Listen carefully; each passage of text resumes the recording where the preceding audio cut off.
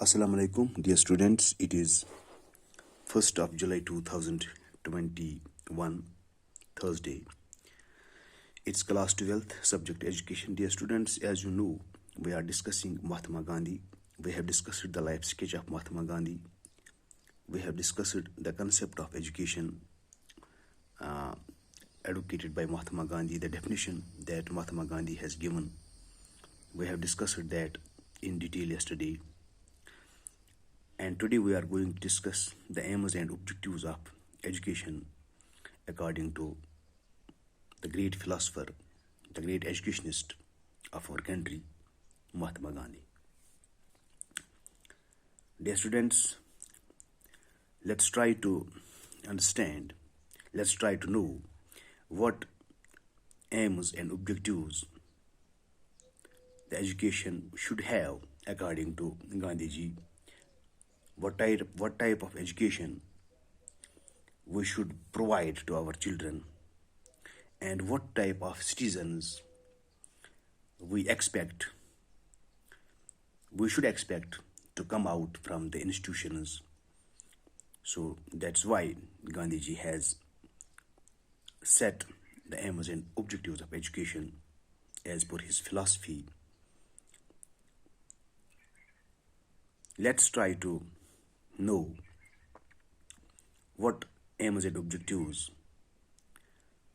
of the education, what aims and objectives the education should have according to Gandhiji. Dear students, the first and foremost objective, according to Gandhiji, of education should be all-round development. Dear students, as an idealist, Gandhiji believed in the spiritual aims of education. By education, he meant an all-round drawing out of the best in child and man, body, mind, and spirit. This is what I have already discussed with you. All development, physical, mental, intellectual, aesthetic, moral, and spiritual, and not merely literary, is the true goal of national education. He wanted to develop the whole man. Instead of 3 R's, he emphasized 3 H's, like 3 H's, that is heart, hand, and head. Dear students, character building. The aim of education should be character building. Gandhiji emphasized character building as an aim of education. He introduced craft to encourage dignity of labor and self-sufficiency, and to break down the existing barriers of prejudice between the so-called intellectuals and the manual workers. The means of character building is not outer discipline or restraint from outside, but inner discipline or restraint from within. This was his moral aim. Dear students, one of the aims of education should be self-sufficiency. Gandhiji visualized economic self-sufficiency as one of the most important aims of any good system of education. He wanted that education should help one to become self-supporting in later life.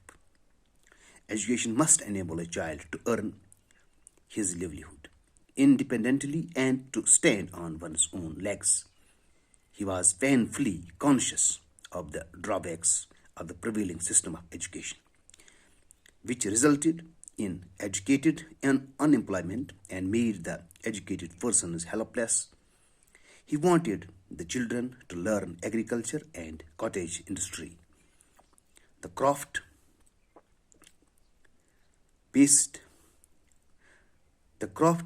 bias to education would bring economic prosperity. It will enable them to choose independent career be self-sufficient and contribute to the society by acting as economic producers. Cultural aim, cultural development. Dear students, cultural aim refers to the refinement of the personality. The cultural aim of education was well emphasized by Gandhiji. According to him, it is the function of education to impart culture and native heritage. Gandhiji believed imparting knowledge, Indian culture, for its own sake. Such knowledge would bring about orientation in the human behavior and would free the soul from unnecessary restrictions and bondage. It will do away with pride and prejudice and will enable man to see things in their true and proper perspective. Dear students, cultivation of higher values of life.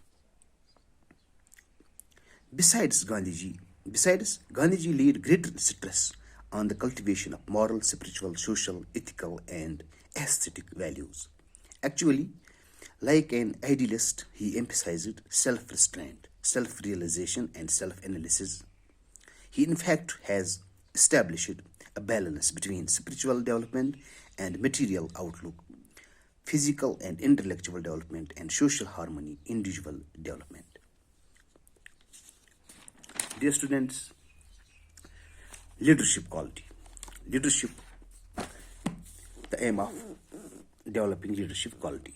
Gandhiji realized that in a democratic setup, good leaders are required, and our education should be such as to develop qualities of good leadership in our students. It must provide training for leadership. Sociological aim of or training for citizenship. Gandhiji